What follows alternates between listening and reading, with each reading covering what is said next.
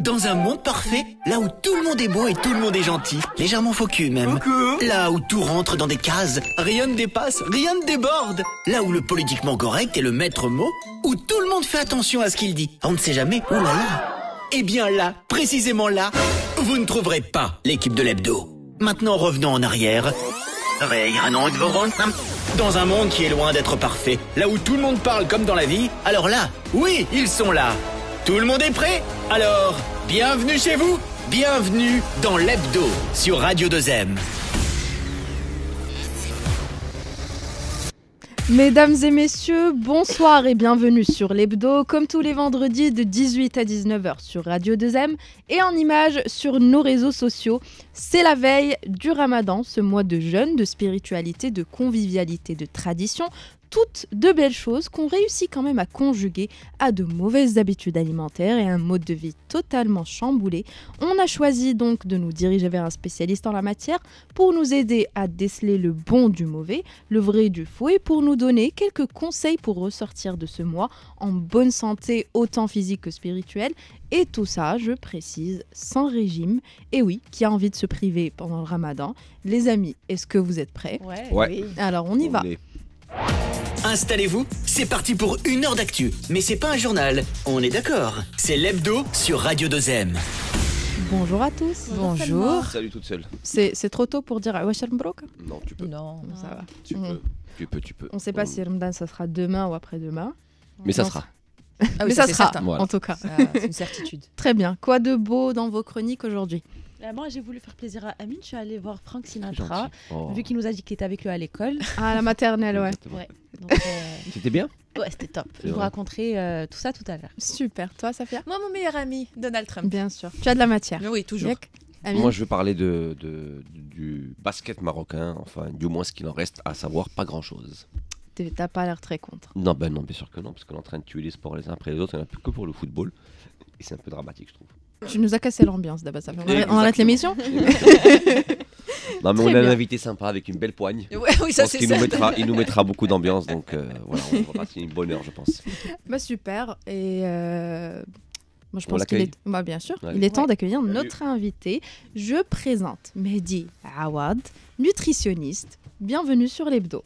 L'invité. Avec l'accent sur le W, comme l'accent qu'il a mis dans sa poigne quand il nous a serré la main. Awad ou pas? Oui, bien sûr. Bonjour chers auditeurs. je suis originaire du Yémen. D'accord. Ok. Mon grand-père, là, yarhamou, était marin. Il était machiniste dans un bateau. Mhm. Son bateau est tombé en panne. Et c'est vrai ce que je vous raconte. Ok. Il est tombé en panne, il est resté au Maroc, il a rencontré ma grand-mère. Il a fait des va-et-vient. Il y a eu mon premier oncle, mon deuxième, ma tante, et puis mon père aîné. Quand mon père aîné s'est installé définitivement au Maroc. C'est pour ça que j'ai le petit nez des Yéménites. Petit, faut le dire vite. Ouais. Et le petit teint un peu basané. Voilà. Bah, on Et dirait une pas à super première poigne. vue la Ouais. vérité. Et une Très, une très bonne sacrée poigne. Ça, Oui. c'est les sports de combat. C'est les sports de combat. C'est les sports de combat. Lesquels? Enfin, C'est- lesquels? C'est les sports de combat, Lesquels Amine. Lesquels? Et la bonne bouffe, Lesquels j'imagine. Pied-point, kickboxing, un peu de MMA, un peu de... Le jujitsu, non? Aussi le crossfit, non. Non. Non, j'aime pas. Tu en Aussi- fais toi aussi, non? Non, non. Non. Non, non, lui, regarde. C'est Non, pour non, ça que j'ai je répété fais ça autre 3 chose. fois, parce qu'il me marque depuis tout à l'heure. Non, je fais de la boxe depuis des années, mais. Mais ben, On je dirait dirais pas. C'est ça qui est bien. Fit. On dirait plus le badminton. Fit. Non, non, le fit. paddle. Le golf. Fit, très fit. Mais bon, on n'est Avec pas dans tes les yeux catégories. bleus mais là, moi, on dirait effectivement. que tu fais du golf et tout. C'est vrai, ça lui va bien le golf. Non, Ça tirait bien le golf. ouais, c'est vrai. Mhm. Oui, mais non. Mais- Passons. Je suis pas Et à la sujet passons. aujourd'hui. Et là, avec notre première question autour de Ramadan. Non mais Sarah, je vais te poser une question sur ton statut WhatsApp. La meilleure façon de rater son régime, c'est de le C'est de le commencer. commencer. Ouais. Pourquoi tu n'es pas team régime? Tu sais, moi, Salma, j'ai eu mon diplôme en 2011. Mhm. Et j'ai commencé mes études quelques années auparavant. Et depuis ce temps-là, je me bats pour dire aux gens, à l'époque où tout le monde était team régime, il faudrait un régime pour maigrir et tout ça. Je disais aux gens, écoutez, on n'a pas besoin d'un régime pour maigrir. Parce que c'est comme dans toute chose dans la vie. Aujourd'hui, si vous en êtes à ces points-là dans vos carrières, si vous avez, pour ceux qui ont des enfants, ça ne s'est pas fait en un jour. Ça ne s'est pas fait en une semaine. Ça s'est fait sur une vie. Bah, c'est la même chose pour notre alimentation et pour notre corps. On va en rigoler, je vais passer pour le mec qui veut faire l'intéressant, mais pour ma poigne, par exemple, on en parle tout à l'heure, je m'en rendais même pas compte quand je vous serrais la main. Mais parce que ça fait des années que je fais des choses qui ont fait que j'ai une poigne un peu plus développée que la moyenne des gens. Mais tu vas aller voir un maçon qui passe sa journée à serrer des trucs, il va te casser la main. Mais le mec là, il n'a pas fait ça en une journée. Donc c'est pareil pour notre alimentation. Pourquoi on se permet de vouloir tout bien faire et quand il s'agit de sa santé, on veut prendre le chemin le plus court. C'est pas possible. Donc la meilleure façon de rater son régime, c'est de commencer un régime. Déjà quand tu commences un régime, c'est bon. Ça va pas marcher. Parce que qu'est-ce qui va se passer? On est tous passés par là. Alhamdoulilah, moi non. Mais il y a une personne qui veut perdre du poids. Pas que j'ai pas besoin de perdre du poids, mais il y a une personne qui veut perdre du poids. Elle se met au régime pendant 3 mois, elle perd 10, 15, 20 kilos, je ne sais quoi. Et au bout d'un moment, elle se retrouve avec un corps, elle ne sait pas d'où est-ce qu'il lui est venu, elle ne sait pas comment le gérer, elle ne sait pas comment manger pour le maintenir. Et du coup, elle se remet à remanger comme elle a toujours fait. Donc, elle n'a rien changé à ses habitudes de vie et ses habitudes Donc, c'est alimentaires. plutôt un rééquilibrage alimentaire qu'il faut faire. Exactement. Donc, Et donc, on oublie les régimes keto, protéinés, je ne sais pas quoi, je connais pas. Les- En plus, ça coûte cher, il me semble, de bien manger, manger bio, manger protéiné, tout ça. on peut c'est un citer des budget. marques ou pas? Non. Non, Non. pas, Ok. pas vraiment. Quand on part au fast-food, Mhm. et que le menu moyen au fast-food aujourd'hui coûte dans les 70, 60, 80, 100, ça fait manger 3-4 personnes à la maison. Quand on prend une barre chocolatée qui coûte 7-8 dirhams, bah, ça rassasie beaucoup plus. Ça coûte pas cher. C'est juste qu'on met de l'argent là où il faut pas. Une canette de soda aujourd'hui, j'ai été horrifié quand j'ai su que c'était 4 dirhams 50. Et du coup, je l'ai versé dans un verre. Bah, c'était rien, c'était une gorgée. 5 dirhams la gorgée. Bah non, ça coûte pas cher. C'est juste une. Les produits que tu vas acheter sont chers. Priorité, en fait. C'est de l'avocat, c'est de la viande, c'est. Mais tu vas en manger, ils vont te rassasier beaucoup plus longtemps. Et en plus, sur le très long terme, ça va te coûter moins cher en médecin. C'est vrai. C'est ça, c'est ça. Oui, Sûr. Et en Oui. nutritionniste. En facture chez le médecin. Et à l'État médicaments. aussi. Oui.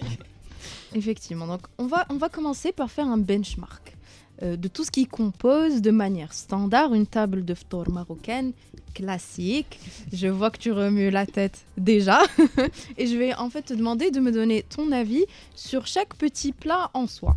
Donc, on va commencer par l'entrée. C'est d'abord les dattes, l'eau et le harira. Ça dépend de quelle région du Maroc tu vis. J'ai dit vraiment une Fesses. table vraiment Ouais, standard. Comment il a Fesses. Non, moi je suis pas d'origine fessie. Ok. Mais bon, j'aime bien les fessis.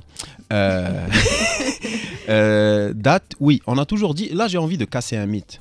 On dit souvent, faut commencer avec des dates, ça rehausse la glycémie. Non, un père, ça c'est religieux. Eh ben, Ne me Il fais va pas pas rentrer dans ce que s'aventurer. je. Là, quand j'en mange 2, j'ai pas la conscience tranquille. Pour les auditeurs qui ne me connaissent pas et qui me voient pas, je porte une barbe. Faut commencer par des dates pour rehausser la glycémie.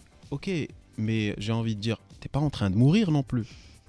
T'as mangé il y a 12 heures, ça s'arrête là, bah, t'es pas en train de mourir.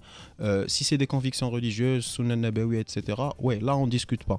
Mais t'as pas besoin de passer d'une glycémie X à une glycémie X plus 1. T'es assis chez toi, il va rien se passer. Ok. Donc tu peux manger tout ce que tu veux pour rompre le jeûne, à condition que ça soit sain. Donc oui, dans l'idéal, oui, on peut commencer avec des dattes, ou bien des figues sèches, ou bien des raisins secs. C'est bourré de sucre naturel, de bonne qualité, mais ça nous permet de rehausser légèrement notre glycémie. Le harira, beaucoup de personnes pointent le harira du doigt, alors que je vais vous poser une question très simple. Quel est le premier composant de l'harira, le principal composant de l'harira? La Non. tomate, Non, l'eau. Tomate, Farine. eau. c'est de l'eau. De l'eau. C'est de l'eau. Beaucoup T'as de- jamais fait harira de ta Ça, vie, bien toi. sûr que non. Je vais te donner une recette. Je vais te donner une Par recette. contre, Tu j'en vas mange, passer. mais goulûment. Je vais te donner une J'adore ça. recette. Tu vas faire harira en 2 temps, C'est 3 vrai. mouvements. Il va pas grumauter. C'est génial. C'est vrai. Harira avec de la pomme de terre et des carottes. Donc c'est pas une halera. Bah, aussi. Non, c'est très bon. Tu sais, pour Quand on l'anecdote, ajoute on la va pomme raconter de que des terre. anecdotes aujourd'hui. Excusez-moi, on touche pas à la halera. Alors, je t'explique. J'étais avec un filmmaker. On était en train de faire une vidéo de harira équilibrée avec carottes et pommes de terre. Et le monsieur, il était fessi. Pur et dur. Au bout d'un moment, il était en train de faire sa vidéo. Il dit mais qu'est-ce qu'il est en train de faire ce mec-là? Qu'est-ce qu'il est en train de me voir remuer des trucs, mixer de la carotte, de la pomme de terre. Au bout d'un moment, vers la fin, quand je tourne, quand je tourne, il me fait Wallahi la harira. Tu mets la vidéo sur Instagram. Et ça, c'est très bon, c'est très léger. C'est très léger. Donc, faut le goûter pour le croire. Donc, le harira, c'est très bon aussi. Ça nous permet de nous réhydrater. Ça nous apporte un peu de glucides dans les pois chiches, dans les lentilles. Après, il y a des personnes qui mettent des fois du blanc d'œuf, carrément des trefat al-ham. Ça passe, c'est tranquille. Le harira, c'est un aliment qui est sain et très léger. Rare, pourquoi ça nous alourdit? Parce qu'on mélange liquide et solide. D'accord. Dans l'idéal, Hira, tu la prendrais au sahur, ça serait parfait. Parce que c'est un peu le repas fourre-tout, on va vouloir manger le maximum de choses possibles pour tenir le plus longtemps sur la journée. Donc, rupture du jeûne au Maroc, tranquille. Mais tu ne m'as pas cité la star de Ramadan. La moulette Shbekia. Je ne sais pas si je vais faire peur aux gens, mais si je vais vous faire peur, même à vous, je crois, si on devait personnifier le cancer... Oui. Ah ouais. Oui. Si on devait personnifier le cancer, ça serait Shbekia. Je vous explique. Les facteurs de risque premiers pour un cancer.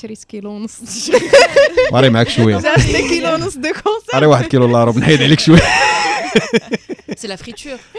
C'est la friture cancérigène. Le sucre cancérigène. Parce qu'il n'y a personne sur Terre qui fait le hira avec du miel pur. Ça n'existe pas. Ouais. Ça n'existe pas. Ça coûterait... peut-être que ça existe, mais c'est des millionnaires. Dans les familles, quand on le fait elle-même. Même c'est ingérable. Avec du sucre qui est fait maison, ça passe pas. Bah, ça va coûter une blinde en miel. On le fait avec le miel au sucre. On met un peu, quand on dit on te met 25% de slhar, mais on te met 75% de soit de rien du tout, de miel rien, bien de sucre. Ok. Donc le sucre, la friture, la farine blanche, et tout ça avec de la chaleur. Et avec une densité nutritionnelle de quasiment zéro. Il n'y a pas de vitamines, il n'y a pas de minéraux, il n'y a rien du tout. Et la quantité de calories qu'il y a, généralement, deux shbekia, on va être un peu méchant, deux shbekia, ça sera dans les 200 calories. 200 calories, c'est quasiment 3 quarts de pain. C'est énorme. Et on ne mange pas de shbekia, surtout quand il y a du lait frais à côté. On en mange beaucoup plus. C'est l'eau. C'est l'eau, excellent pour la santé, à condition qu'il n'y ait pas d'adjonction d'huile ou bien de matière grasse de beurre. On va juste prendre les graines de sésame et les amandes, les torréfier et les mixer. On va en faire une sorte de beurre d'amande, ou bien pour les personnes qui n'ont pas le temps, qui veulent faire du slou, pensez au tahini des Libanais, parce qu'en fin de compte c'est de la pâte de sésame. Oui. Donc on met des graines de sésame. Donc cette matière grasse là qui va sortir des oléagineux et des graines va nous permettre de lier notre slou, et on le sucre au miel. Et on le fait avec de la farine complète ou bien de la farine d'avoine. À l'huile d'olive. Jamais goûté, mais j'imagine que ça pourrait être bon. C'est calorique. Slou, c'est 600 calories au 100 grammes. 100 grammes de slou, c'est 3 cuillères à soupe bien bombées. Ce qui m'arrange, c'est que moi, je mange rien de tout ça. Je mange ni shbekia, ni slou, ni rien. On va trouver des trucs, t'inquiète. Non, mais il y a aussi la tentation de manger les autres trucs. Là, on parle de viennoiserie, on parle des quiches. Voilà. Généralement, il y a beaucoup de glucides dans la table de ftour. C'est plus sucré que salé, j'ai l'impression. Comment on fait pour éviter les excès? Alors là, sans se priver? Je vais faire mon barbu un peu. Ramadan, c'est avant toute chose un mois de jeûne. Pas un mois de faste. C'est le mouton qu'on engraisse durant Ramadan pour les vendre, pas les êtres humains. Donc on est censé jeûner. Cette année, non. Pas cette année. Donc même les moutons ont compris le truc. Donc on n'est pas censé se goinfrer. En fait, c'est une période où on est en train de reposer notre corps. La détox, la fameuse détox. C'est du marketing pur et dur, ça n'existe pas. La seule détox qu'on puisse faire, c'est garder son foie et ses reins en bonne santé. Et comment? Durant le mois de Ramadan, en jeûnant, en mangeant équilibré, en ayant une table qui soit saine, etc. Donc, ça se passe dans la tête. Les 2-3 premiers jours de Ramadan sont très importants. Comme on dit, c'est-à-dire que si tu passes les 2-3 premiers jours de Ramadan en mangeant équilibré, ça va aller. Peut-être que vers la fin, tu vas flancher un peu parce qu'il y a la fatigue, on a moins envie de cuisiner et tout ça. Mais si tu commences les 2 premiers jours, les 3 premiers, l'araïd, l'hlawa, etc. Oui, parce que le problème, c'est que très souvent, dans les premiers jours de Ramadan, c'est le jour où ta table est super garnie, contrairement à la dernière semaine. Exactement, on veut tout faire. une grosse table pour Ouais. c'est le Finalement, premier il y jour a- de il y a Ramadan. beaucoup de gaspillage alimentaire d'ailleurs. Vous Alors- avez fait une étude pendant Ramadan particulièrement, c'était 49% des Marocains et faisaient du gaspillage alimentaire et c'était environ entre 50 et 600 dirhams de nourriture jetée. Waouh. Bah Et oui, mais comestible. les Tu peux me budgets, redire le chiffre C'est entre 50 et 600 dirhams. Par jour? Ouais. Gaspillage, était la FAO et l'Institut méditerranéen qui a fait cette étude-là Je veux sur le bien, gaspillage je veux alimentaire. bien vivre avec les gens qui gaspillent le 600 dirhams. Et J'aimerais c'est- bien manger le reste. Entre 50 et 600 dirhams, entre de la nourriture qui est encore comestible. Haram. Totalement. Mais on le remarque, nos budgets courses pendant le Ramadan, Alors, ça devrait être l'inverse. Voilà, bah, justement. Ou du moins la même chose. Mm. Parce qu'on fait beaucoup de choses, beaucoup de shehwat. La seule chose que je conseillerais aux gens, justement, comment éviter le gaspillage alimentaire et comment éviter de shehwat, allez faire vos courses après le ftar. Après le store, oui. Ne faites C'est pas que vos j'ai courses. Jamais allez, fait enfin. le ventre Affamé. vide. Jamais, Oui. c'est la Ah, pire avant- bêtise Avant à le faire. store, tu as envie d'en acheter 2, tu en achètes 4. On parle même pas des choix. Bien sûr. Tu as fait un choix qui n'est pas cool. Mais tu vas en acheter 4 au lieu de 2. Et tu vas te retrouver à avoir acheté 36 000 trucs et en manger 2-3 et c'est bon. Et ça se jette. Donc, dans l'idéal, faut pas faire ses courses en ayant faim. Et il y a une chose que je dis chaque année durant le mois de Ramadan, dans tous les plateaux où je passe, dans toutes les radios où je passe, sur tous les trucs que j'essaie de faire, incluez un peu de légumes au niveau du ftar. Salade, psla, matécha, khsriar, n'importe quoi, une soupe de légumes. On mange très peu de légumes, c'est ce qui fait que vers la fin, les 10 derniers jours, la dernière semaine du mois de Ramadan, on est lessivé. C'est pas le sommeil. Oui, le sommeil, c'est pas bien. Mais c'est surtout le fait qu'on mange plus de micronutriments. On mange plus de vitamines, plus de minéraux. Tout ce qu'on mange est cuit. Et généralement, c'est des gina, des protéines, oui, Du sucre. du beaucoup de sucre et du gras. On mange plus de fibres, on mange plus de légumes, on mange plus de fruits. Du moins, on prend des jus de fruits à gogo. C'est ce qui fait grossir et ballonner pas mal de personnes.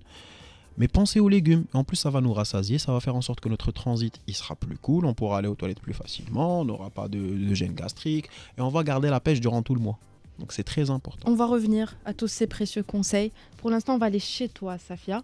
Pendant ces 4 années de mandat de Donald Trump, Je vais m'amuser. on fera beaucoup de matière. C'est le dérapage contrôlé. Quand elle part en live, difficile de la contrôler. Dérapage contrôlé avec Safia.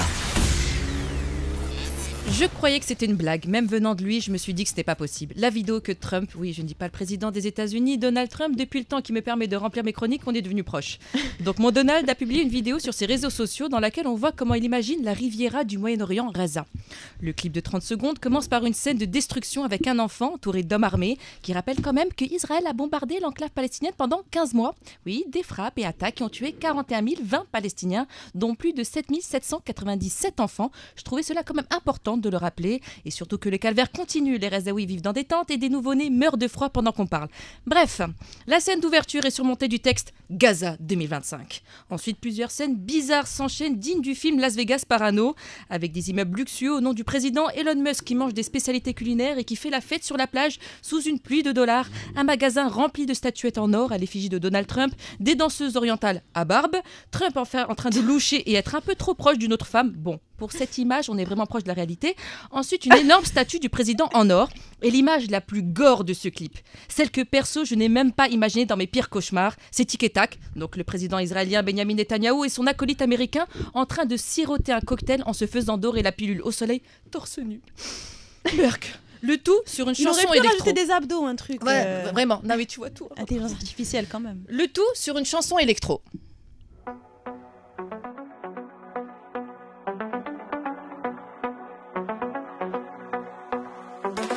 Donald's coming to set you free, bringing the light for all to see. No more tunnels, no more fear. Trump Gaza is finally here. Est-ce que vous avez pris le temps d'écouter les paroles? Alors pour ceux qui n'ont pas tendu l'oreille, Donald Trump vous libérera, apportant la vie pour que tout le monde la voie. Plus de tunnels, plus de peur, la Gaza de Trump est enfin là. Un discours de propagande. Si on remplace Trump par Kim Jong-un, Mussolini ou encore Staline, c'est pareil. Je dérape, mais j'ai vraiment l'impression d'être la seule à me contrôler. On n'est vraiment pas prêt pour ce mandat. Moi, je vous le dis, ça doit être l'un des cavaliers de l'apocalypse. À force de ton bronzant, il a dû griller à plusieurs neurones. Autre preuve de l'absurdité du cavalier sans humanité. La semaine dernière, la Maison-Blanche a publié une vidéo pour se moquer des migrants expulsés. Le clip, qui ne comporte aucune parole, mais que du son, montre des agents fédéraux en train d'enchaîner et de menotter des migrants avant qu'ils ne montent à bord d'un avion pour être expulsés, avec en légende ASMR, vol d'expulsion d'étrangers en situation irrégulière.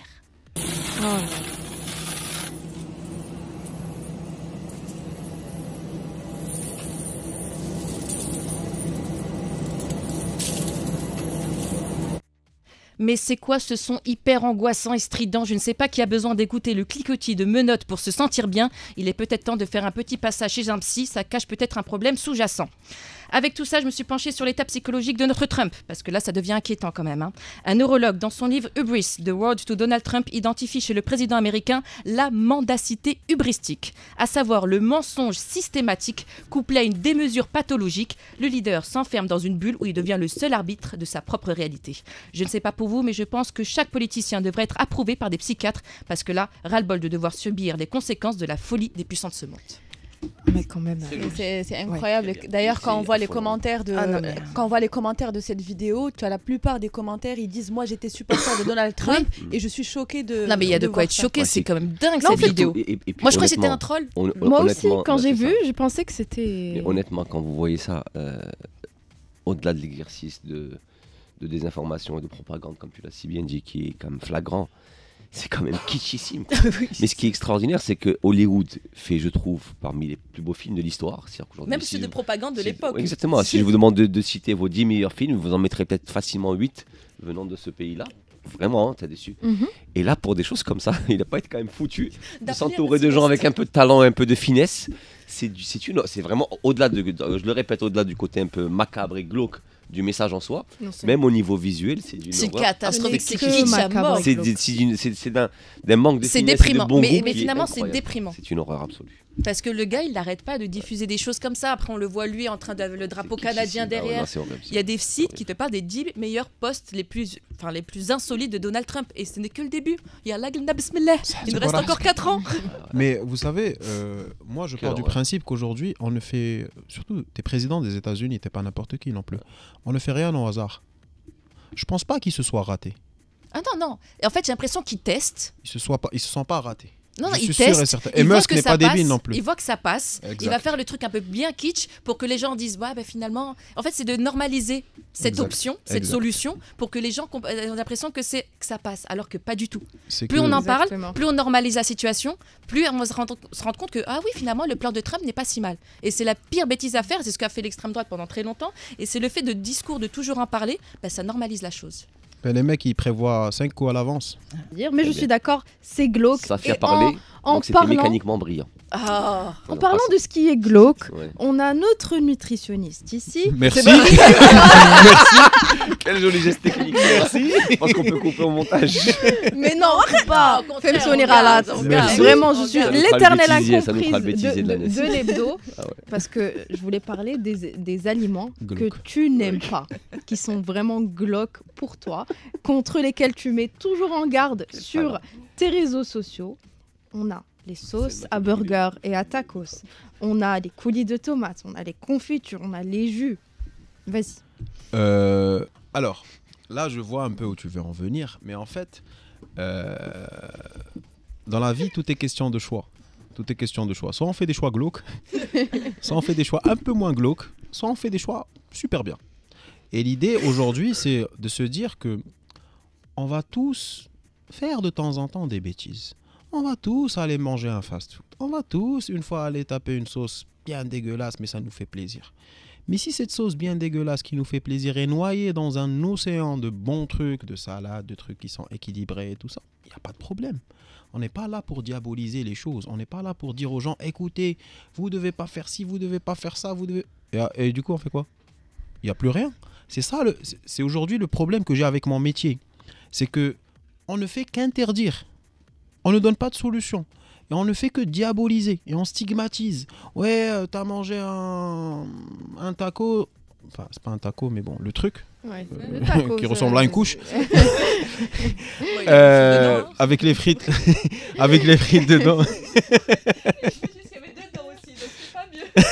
Donc, ce truc-là, ouais, des fois, qu'on se le dise franchement, il y a des trucs qui sont bons. Soda, c'est bon. Le chocolat bien dégueulasse avec beaucoup de sucre, c'est bon. Un donut, c'est bon. C'est juste que c'est pas bon pour la santé. Donc on évite. On essaie de noyer ça dans un océan, comme j'ai dit, de bonnes Donc, choses. tout est bon avec modération. Exactement. Sauf le sucre. Sauf Même le sucre. modération. En fait, c'est quoi la modération? Si je mange toute la semaine bien équilibré et tout ça, que je me tape un brownie ou une glace le samedi, il n'y a pas de souci. Mais que ça devienne la norme, ça c'est problématique.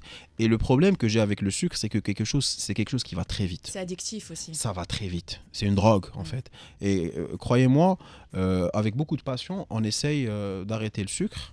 Et les 3-4 premiers jours, les personnes, on dirait qu'ils sont en cure de désintox. En plus, et là, je pense que vous allez peut-être développer un petit peu davantage le Khadia. Les sucres cachés, peut-être qui sont les problèmes. Parce qu'en fait, manger un gâteau, un produit qui contient beaucoup de sucre, on le sait. Voilà, par contre, apparemment, il y a beaucoup de produits qu'on pense être sains, mais qui sont gorgés de sucre et qui, eux, ne nous aident pas à arrêter justement le sucre. Il y a des aliments qui contiennent des sucres cachés. Ça serait bien peut-être d'en parler aussi et de le dire aux gens. En fait, si c'est une personne qui veut arrêter tout simplement son addiction au sucre, il y a une fausse bataille qui est menée. C'est la bataille contre le sucre, justement. Et là, je reviens à votre point. C'est pas les sucres cachés, c'est le goût sucré. C'est le goût sucré qui dérange. Parce qu'aujourd'hui, notre cerveau, ou bien notre palais, il ne fait pas la différence entre Scara et une date à 500 dirhams le kilo. Il ne fait pas la différence. Pour lui, c'est sucré. Il ne fait pas la différence entre de l'aspartame, de l'érythrol ou bien du sucre. L'érythrol? Je connais pas. L'aspartame, je connaissais. L'érythrol, je connaissais pas. C'est une sorte d'édulcorant. Ça remplit la même fonction que l'aspartame. Il ne fait pas la différence. Donc aujourd'hui, je lui donne de l'aspartame, Et non, l'aspartame ne tue personne. C'est juste que les études qui ont été faites, elles ont été exagérées. Ça tue personne. Certes, c'est un produit chimique, mais voilà, c'est toujours mieux que manger du sucre. Je donne de l'aspartame, je sucre mon café avec une sucrète et tout ça. Et le lendemain, j'ai plus d'aspartame à la maison. Qu'est-ce que je vais faire? Je suis incapable de boire mon café sans sucre parce que je vais détester. Je vais mettre du sucre, tout simplement. Et là, j'ai pas résolu le problème.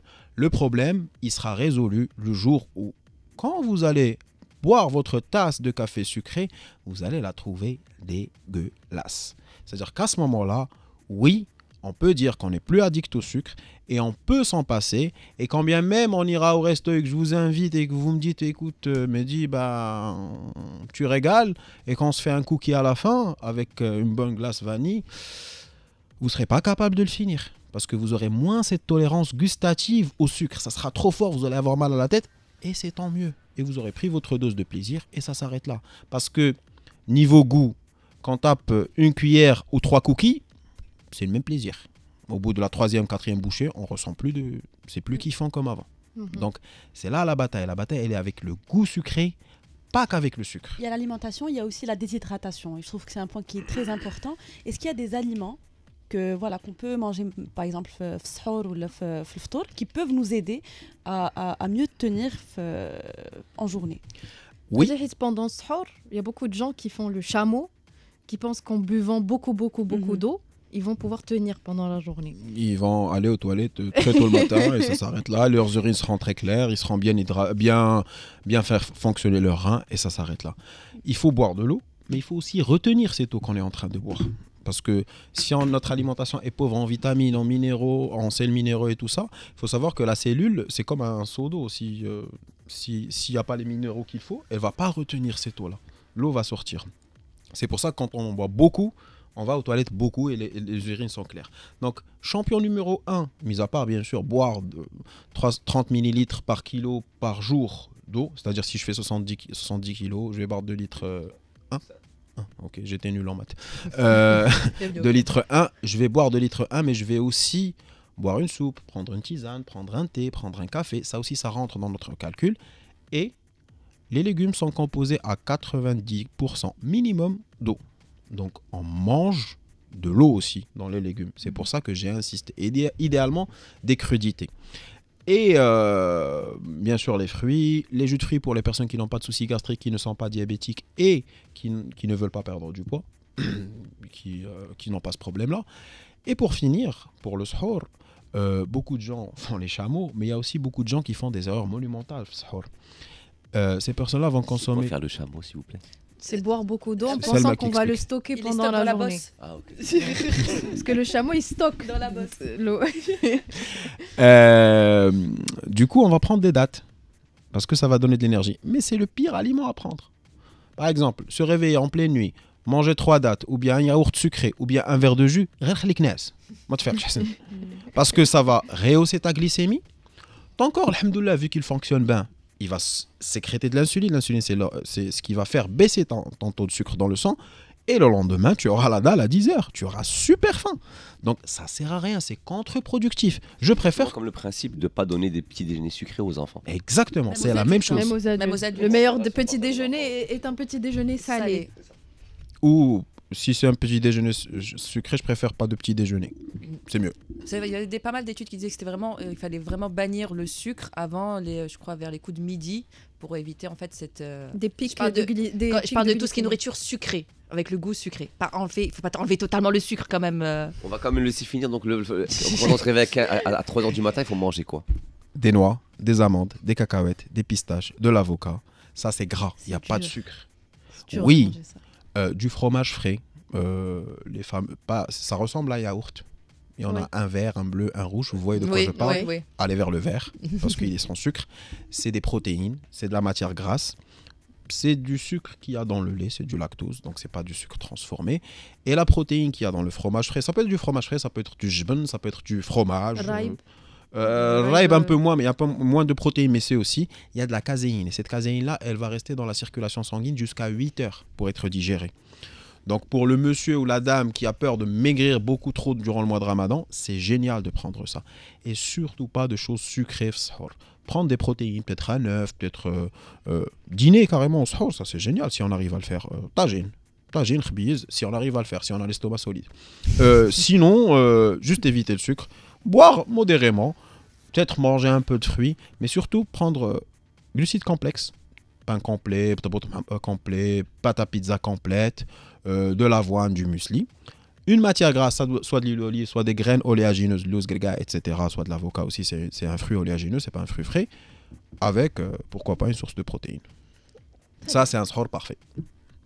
On va revenir, je vais vous poser tout à l'heure une question sur le ftour parfait pour vous, mais avant, on va aller chez Amine qui va nous parler d'affreux basket au lieu d'afro basket. J'aime beaucoup le jeu de mots. Bien, J'aime beaucoup le jeu Je de voulais chuter dessus, mais bon, vu que tu as. Bon, je vais je t'ai faire quand même. spoilé. Ouais, tu m'as spoilé. Bah, ça fait. On parlera aussi avec lui de sport pendant Ramadan, c'est très important. Bien sûr. C'est ma spécialité. Ouais. T'as vu la poigne? Il y a rien, ça joue. Y'a rien, ça joue. Amine, sur le terrain. Alors, cette semaine, en fait, en toute décontraction, il y a notre équipe nationale de basket qui s'est donc lamentablement ramassée contre le Mali à Rabat en match éliminatoire de l'Afro-Basket, donc, ou en d'autres termes, la Coupe d'Afrique de basket. Donc, ce qui élimine de fait notre équipe nationale de la prochaine édition qui va donc se tenir en Angola. Alors, dit comme ça, pour les non-initiés, ça paraît pas grand-chose, mais je peux vous assurer que c'est un véritable cataclysme pour ceux qui suivent ce sport, parce que cette élimination, c'est un peu le dernier clou qui a été planté dans le cercueil de ce sport au Maroc. Et cette petite mort est d'autant plus tragique que le Maroc a donc longtemps été un cadre de la discipline sur le continent, et un exemple à suivre, tant dans la gestion de ce sport que dans les résultats obtenus par les clubs et l'équipe nationale. Alors bon, comme on en a que pour le foot chez nous, tout le reste disparaît petit à petit, jusqu'à tomber dans l'anonymat le plus total. Donc on a eu le tennis avec les 3 mousquetaires, le volley après la période glorieuse de l'LM, l'athlétisme avec les Moutiwakil, Bidouane, Aouetal Garrouj, et donc maintenant le basket. On en passe et des meilleurs. Et c'est tragique parce qu'à chaque disparition d'un sport de la scène continentale ou internationale, comme c'est le cas maintenant, on a l'impression que ça ne dérange pas grand monde. Et là, je fais un petit coucou au ministère des Sports, par exemple, et qu'on attend donc tranquillement le tour du prochain. Et là où c'est tragique aussi, c'est que c'était un sport historique chez nous qu'on vient de perdre. La gloire au basket, on l'a connu, pour ceux qui ne savent pas, dès les années 60 et 70, où ça a été un véritable âge d'or, avec une belle génération talentueuse qui était portée à l'époque par une vraie dynamique collective, avec une équipe nationale qui s'imposait comme une puissance incontournable en Afrique. D'ailleurs, dès 65, le Maroc déjà remportait son premier titre, et unique d'ailleurs continental, en Tunisie, en battant cette équipe-là en finale chez eux, 70 et 58, et 3 ans plus tard, donc on décrochait une médaille d'argent, puis un bronze en 80. Et à l'époque, on avait des légendes comme Staffan Nadar, Abdelrahim Najah, pour ceux qui ne les connaissent pas, et dont il faut rappeler les noms, qui ont été donc les premiers ambassadeurs d'un sport qui explosait à l'époque. Et l'héroïsme, il s'est aussi reflété au niveau des clubs. On a eu le FUS, on a eu l'AS Salé, on a eu le MAS de Fès, qui ont dominé les compétitions africaines. Des équipes donc, qui ont été portées par des joueurs mythiques, et là ça me plaît toujours de rappeler des noms, comme Mohamed Zaïd, Abdeltif Saadani, et qui nous ont permis de choper des coupes d'Afrique, des clubs champions, ce qui est un vrai gros titre en 75 et 80 pour le FUS, 2017 et 22 pour l'AS Salé, donc qui reste une petite parenthèse enchantée, et on a même organisé des afro-basket chez nous. Aujourd'hui, on a pleuré depuis les années 2000, quand on a connu un gros tournant, avec un sport donc, qui a connu une grosse crise structurelle dans laquelle il s'est enfoncé, qu'on peut expliquer de plusieurs manières. Déjà une fédération royale marocaine de basketball qu'on pointe beaucoup du doigt pour son amateurisme, encore aujourd'hui, pas de stratégie de développement, un manque de soutien, un calendrier inadapté. On a aussi nos meilleurs joueurs qui sont partis en Europe et qu'on a du mal à récupérer même pour les équipes nationales, donc comme Abdelhakim Zouita aujourd'hui qui est en France, Kevin Francis qui, oui, c'est un Marocain qui est en Espagne, qui brille beaucoup dans ces pays-là, mais bon, dont l'impact au niveau local est nul. Et puis surtout, on a aussi le fait que ce sport-là, tout comme d'autres, est éclipsé par le football, donc avec une exposition médiatique qui est donc minimale pour pas dire nulle. Du coup, quand on arrive à tenir un championnat, il est très peu, voire pas diffusé du tout. Et je pense qu'aujourd'hui, cette défaite et cette élimination de l'Afrobasket avec une défaite donc, contre l'Angola 82-56, je ne sais pas si vous réalisez, mais près de 30 points d'écart, qui est donc abyssal, vient donc aujourd'hui dire que ce sport est passé donc de l'afro-basket, comme tu l'as dit si bien, à l'afro-basket. Et donc c'est suite à cette horreur linguistique pour laquelle je m'excuse véritablement et platement à tous nos éditeurs. Je vous souhaite un excellent ramadan. Et je préfère qu'on parle sport, le véritable, avec notre invité, parce que ça sera beaucoup mieux. C'est vrai que c'est un échec, c'est un nouvel échec. Du coup, c'est un mal profond qui perdure depuis des années. Et pour dire, c'est la suite logique en fait du mal profond que ronge cette discipline depuis toujours. Mais je savais même pas qu'il y avait le Maroc qui jouait à l'afro-basket pour dire à quel point c'est pas diffusé, on n'en parle pas. Et j'ai choisi d'en parler aujourd'hui parce que c'est un sport qui a beaucoup existé chez nous. On était vraiment très fort. Voilà. Et comme tu dis si bien, c'est en train de tomber dans un anonymat où on perd, ça choque plus personne.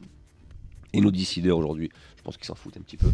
On en a vraiment plus que pour le foot et c'est tragique parce que tous ceux qui aiment les autres sports aujourd'hui, on fait quasiment rien pour eux. Et ça paraît comme ça dit tranquillement comme quelque chose de pas grave, mais je peux vous assurer que ce déclin quand il commence comme ça et que s'il n'y a pas quelqu'un pour le retenir, tout va disparaître. Et tant qu'on a le foot et une Coupe du Monde, on est heureux alors que ça ne devrait pas. Je me permets de rebondir, parce que là je suis pas super méga d'accord avec ce que vous êtes en train de dire. Rebondir sur le basket. Ouais, je sais. Je vais vous demander de faire vite parce qu'il nous reste quelques petites minutes. Non mais ça m'intéresse, je veux vraiment avoir ton avis là-dessus. Moi je suis passionné de sport, passionné de foot. Je suis un peu déçu, vous n'avez pas parlé de mon club de cœur. Lequel? Nadi Louida Del Riyadi.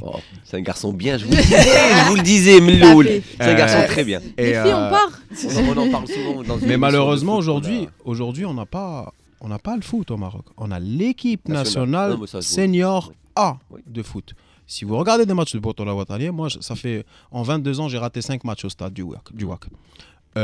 C'est horrible.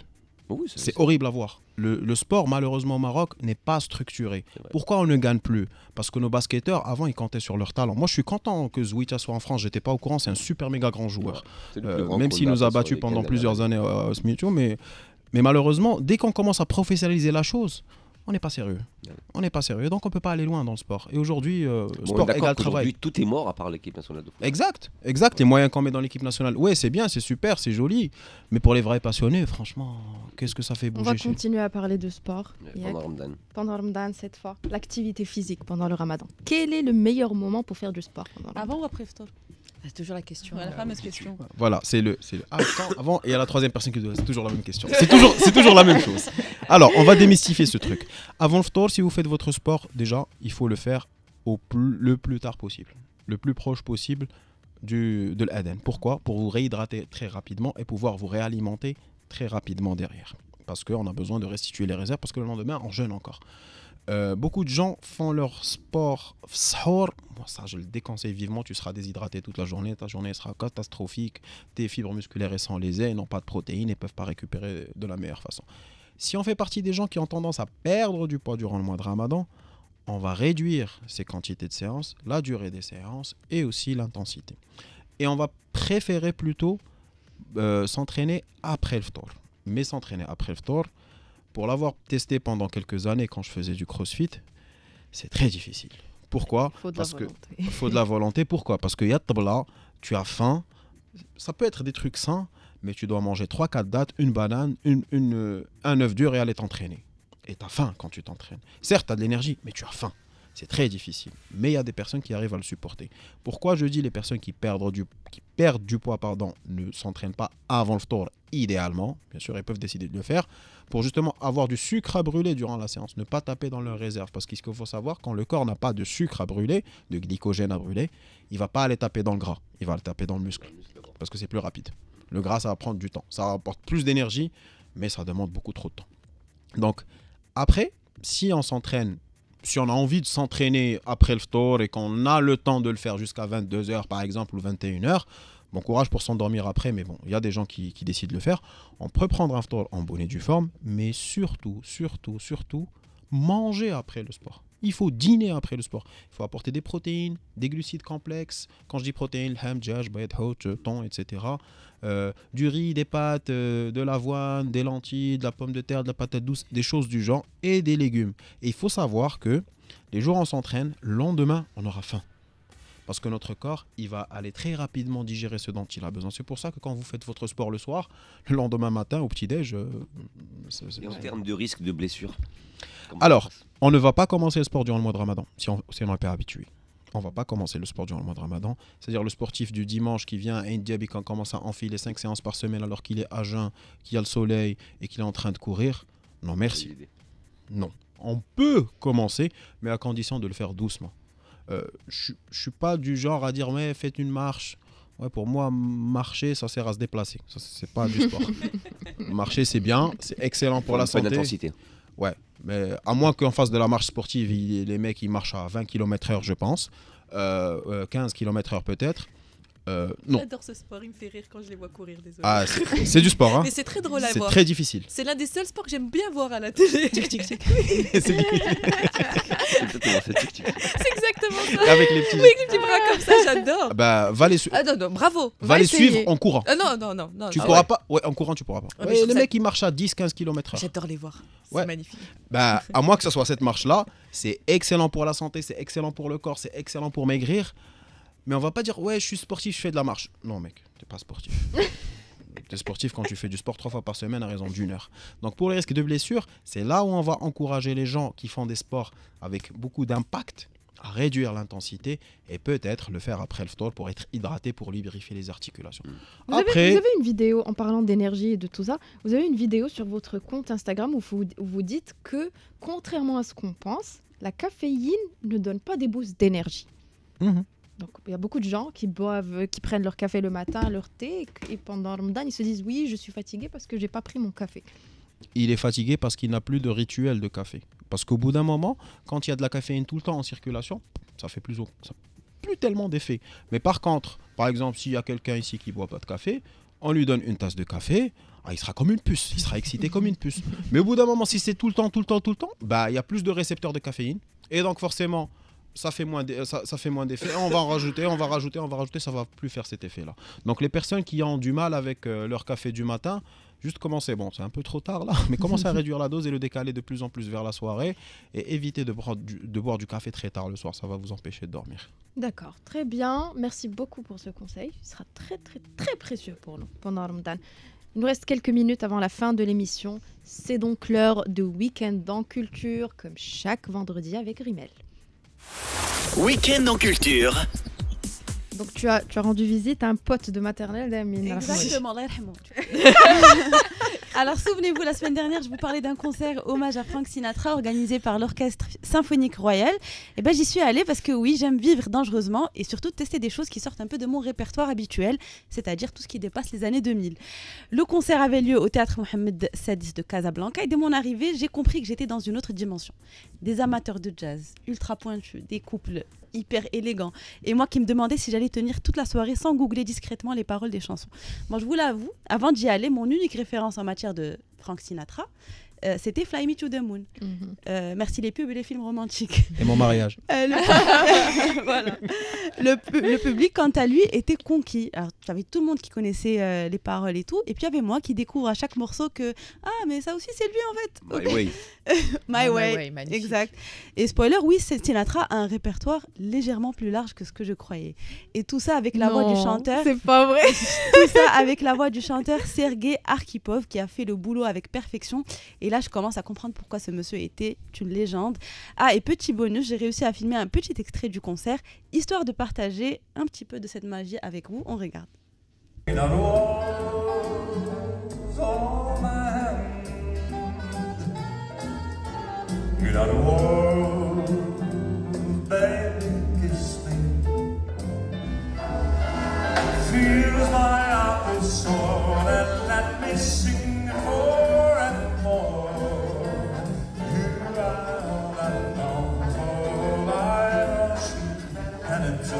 Super cadreuse, Oui. Rimel.